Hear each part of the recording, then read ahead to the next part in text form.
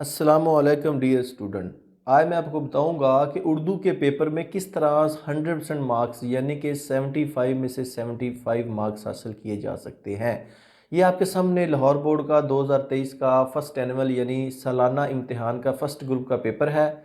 ये मैं आपको पहले तो दिखाता हूँ, फिर मैं आपको वो पॉइंट्स भी दिखाऊंगा और आपसे शेयर करूंगा कि किन पॉइंट्स को फॉलो करके, जिन पर अमल करके आप बोर्ड एग्ज़ाम में 100% मार्क्स यानी कि 75 में से 75 मार्क्स हासिल कर सकते हैं।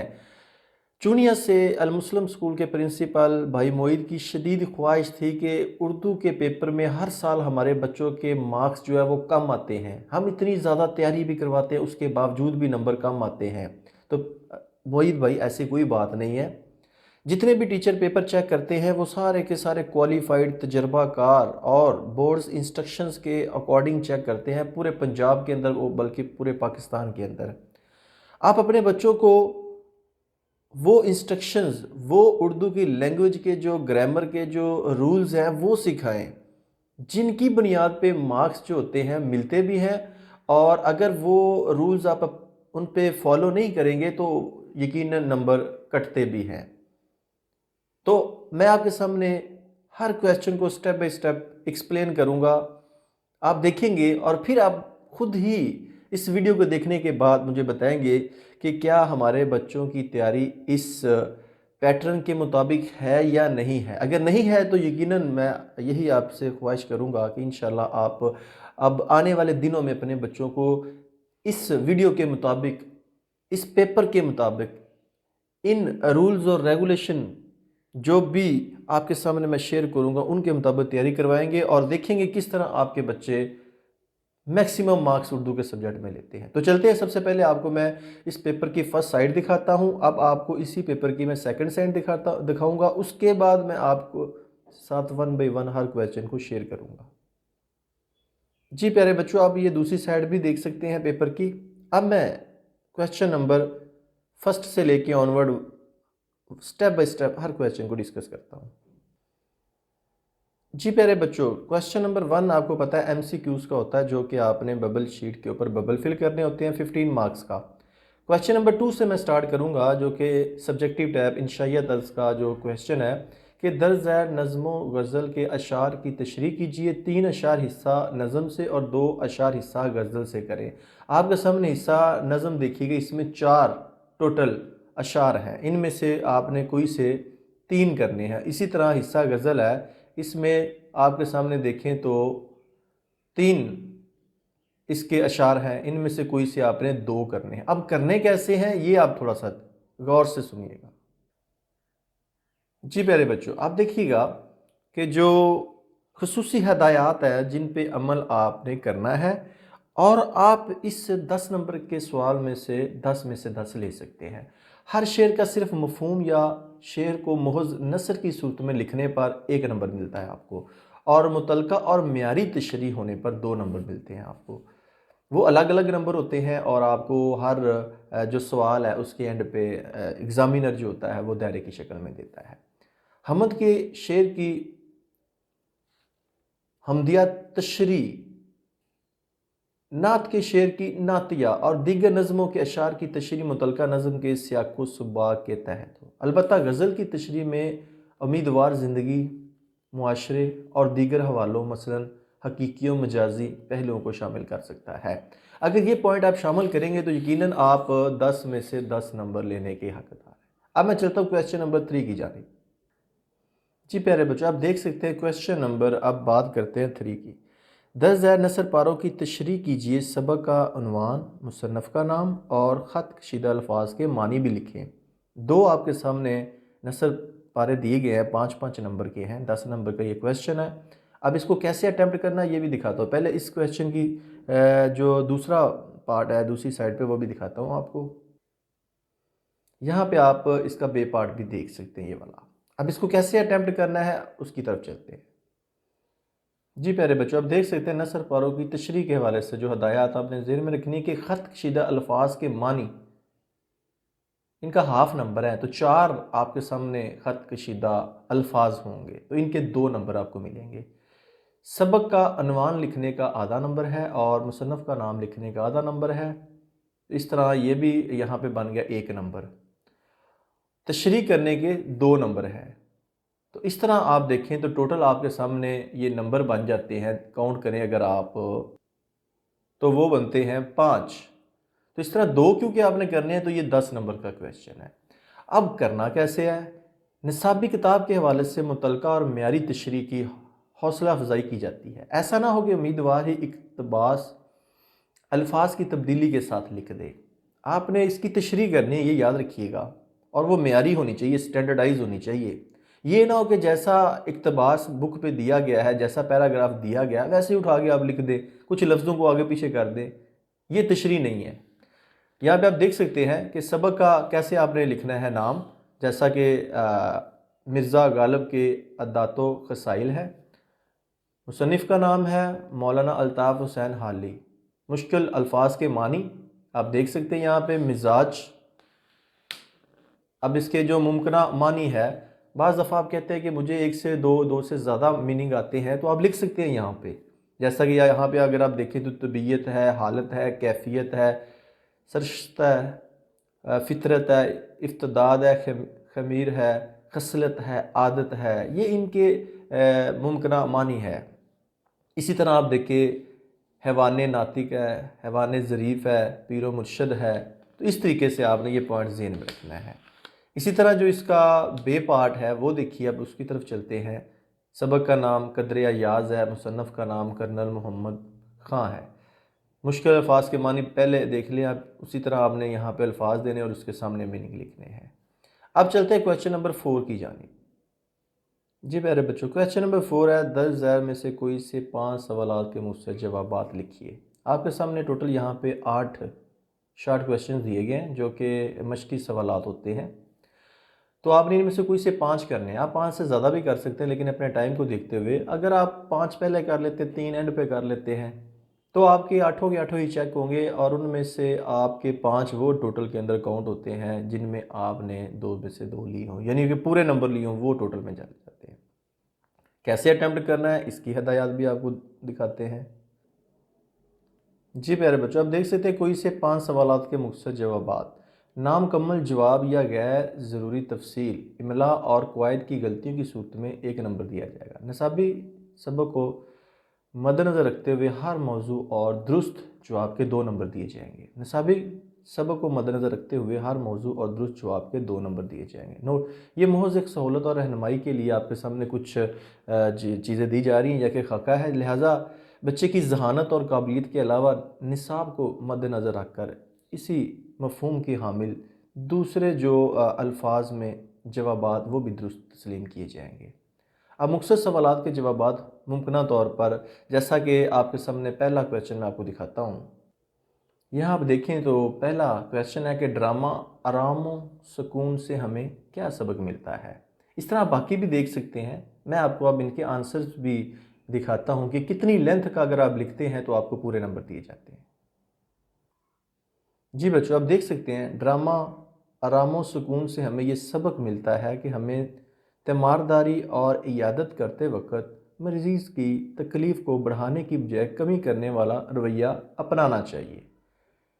इसी तरह बाकी भी ये देख सकते हैं आंसर जो क्वेश्चन आपको दिए गए हैं, और आप यहाँ से बड़े हैरान होंगे, ये तो बहुत ही शॉर्टकट जवाब हैं। तो बच्चों, आपने जो तैयार किया बुक में टू दी पॉइंट आपने सिर्फ उसका आंसर देना है, ये नहीं कि लंबी लंबी अपनी तरफ से आपने बातें लिखनी है, उसके कोई नंबर नहीं है बोर्ड के अंदर।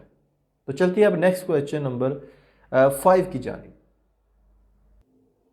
लेकिन क्वेश्चन नंबर 5 में जाने से पहले मैं आपको इसके जो रिमेनिंग क्वेश्चन है उनके आंसर भी दिखा देता हूँ। आप यहाँ से देख कर पढ़ सकते हैं कितना शॉर्टकट आंसर्स हैं। अब नेक्स्ट चलते हैं। क्वेश्चन नंबर 5 है कि किसी एक सबक का खुलासा लिखिए। ये आपके सामने 2 सबक दिए गए हैं, जैसा कि हिजरत नबवी सल्लल्लाहु अलैहि वसल्लम, मुल्की परिंदे और दूसरे जानवर, 5 नंबर का है। अब इसको किस तरह आपने अटेम्प्ट करना है। जी बच्चों, आप देख सकते हैं कि सबक का खुलासा 1/3 यानी 1/3 हो, यानी जो टोटल आपने सबक पढ़ा है पूरा मुकम्मल, उसका तीसरा हिस्सा होना चाहिए। फॉर एग्ज़ाम्पल, अगर आपने 90 अल्फाज पर मुश्तमिल सबक पढ़ा है तो उसका तीसरा हिस्सा 30 वर्ड्स होंगे। अब लाजमी नहीं है 30 का मतलब 29 या अगर एक कम हो जाता है या एक ज़्यादा 31 या 235 हो जाते हैं तो ये गलत हो जाएगा। नो नो नो, कोई एक दो अल्फाज आगे पीछे तो ज़ाहिर है हो जाते हैं, काउंटिंग करके तो इंसान नहीं लिखता, 1/3 होना चाहिए। अब उसमें होना क्या चाहिए कि जिससे ज़बानो बयान सबक के अहम नकात यानी वाक़यात की तरतीब और सादा अंदाज़े बयान को पेश नज़र रख कर जांचा जाता है, यानी ये चीज़ें आपके खुलासे के अंदर होनी चाहिए। तो आपको पूरे 5 में से 5 नंबर ही दिए जाते हैं। नेक्स्ट चलता हूँ क्वेश्चन नंबर 6 की जानिब। क्वेश्चन नंबर 6 है, निसाब में शामिल नज़म हमद का मरकज़ी ख्याल या खुलासा लिखिए और शायर का नाम भी लिखिए। 5 नंबर का ये क्वेश्चन आता है। जी प्यारे बच्चों, क्वेश्चन नंबर 6 के लिए शायर का नाम लिखने का 1 नंबर है, मरकज़ी ख्याल या खुलासा लिखने के 4 नंबर हैं। टोटल 5 नंबर क्या है? ज़बानो बयान और मवाद की तरतीब को पेश नज़र रखना है आपने।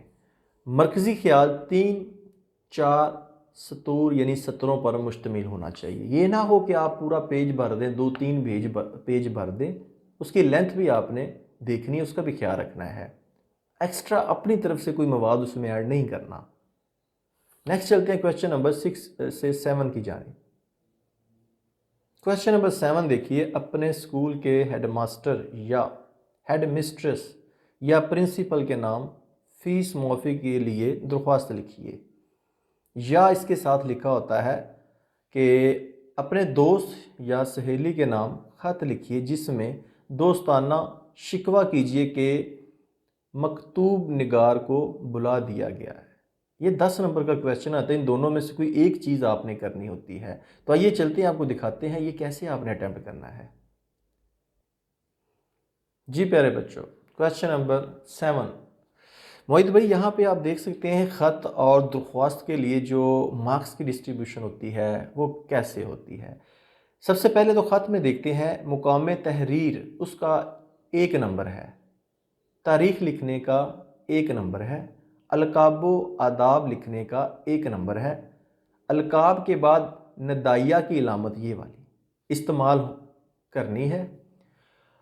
अब यहाँ पे देख सकते हैं कि अलकाबो आदाब मकतूब अलैह से ताल्लुक़ और मकतूब आलिया के मर्तबे व मुनसब से मुनासबत रखते हों, नफ्स मज़मून हर लिहाज से दुरुस्त हो, उसके नंबर आप देख सकते हैं यहाँ पे।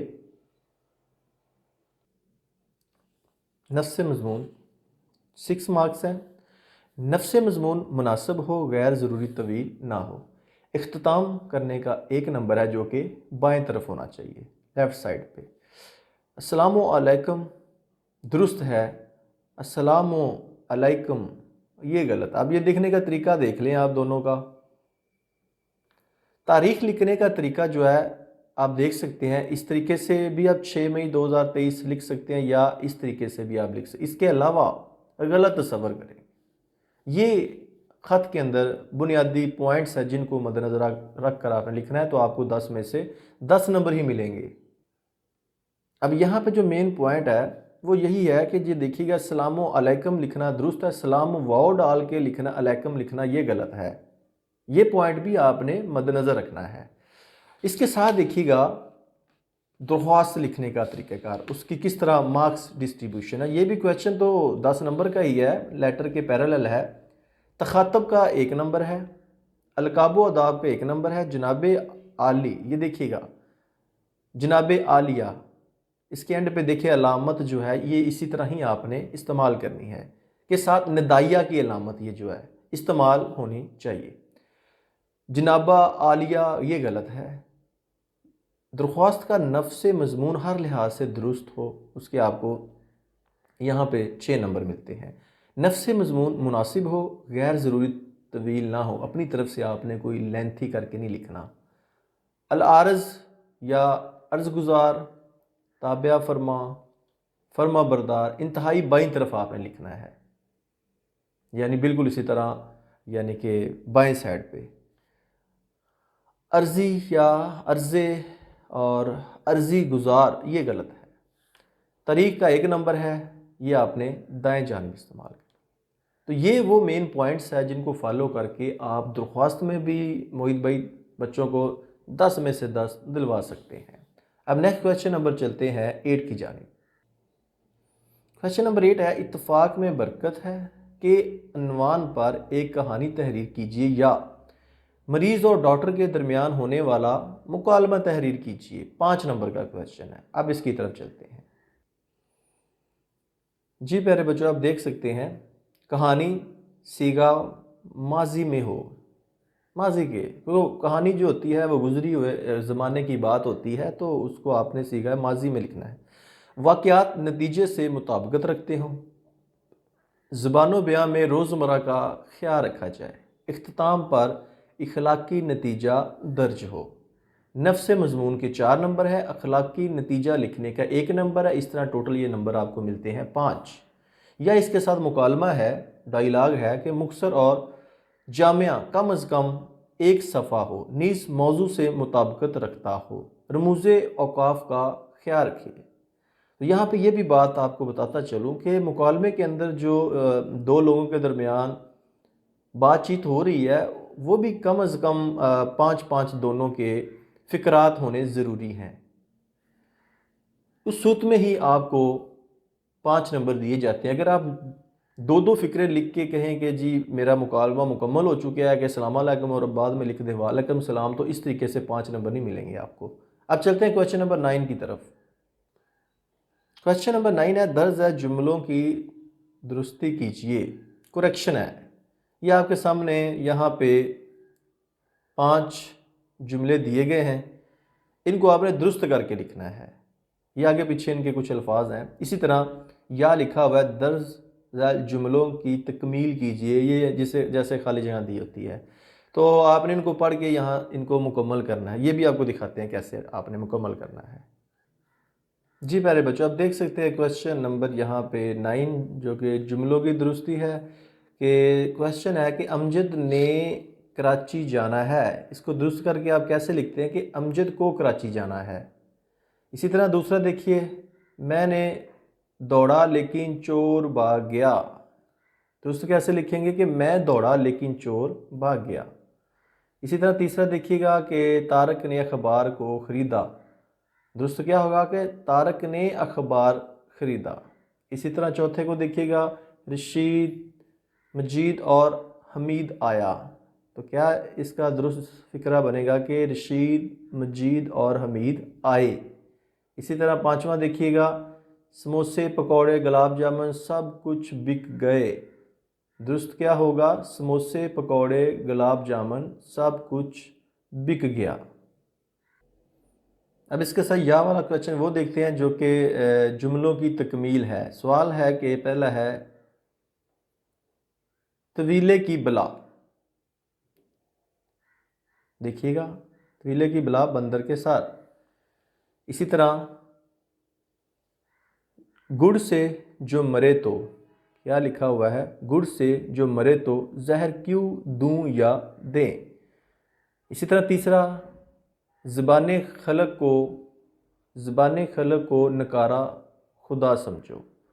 इसी तरह चौथा देखिए, हाथी के दांत खाने के और, ये तो अक्सर मुहावरा आप सुनते हैं कि हाथी के दांत खाने के और दिखाने के और।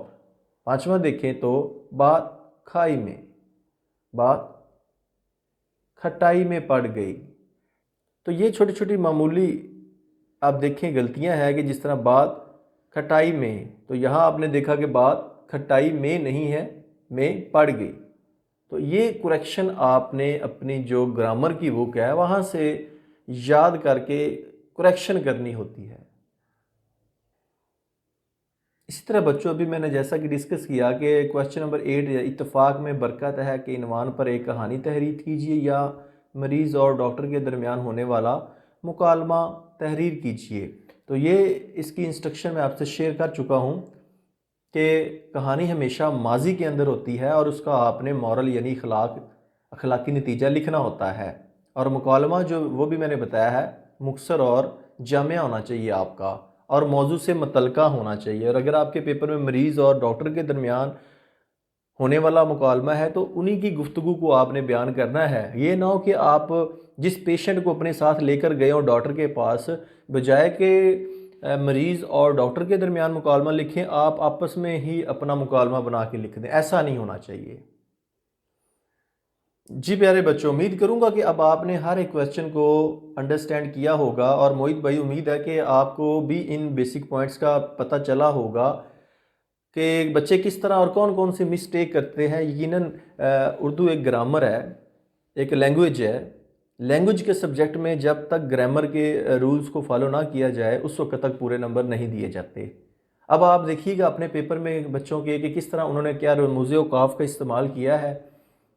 यकीनन आप कहेंगे कि ये चीज़ इस्तेमाल नहीं करते, बड़े सादा लफ्ज़ों में बच्चे लिखते हैं। तो यहाँ पे आपको जो भी डेफिशिएंसी बच्चों में नज़र आती है उसको पूरा करना चाहिए। तो उम्मीद करूँगा कि इस वीडियो से आप भी मुस्तफ़ीद हुए होंगे और आपके अगर दोस्त भी आप चाहते हैं कि वो भी घर बैठे उर्दू के पेपर में किस तरह पूरे नंबर लिए जा सकते हैं, वो पॉइंट्स देखना चाहते हैं, सुनना चाहते हैं, तो ये वीडियो उन तक भी आप पहुँचाएँ।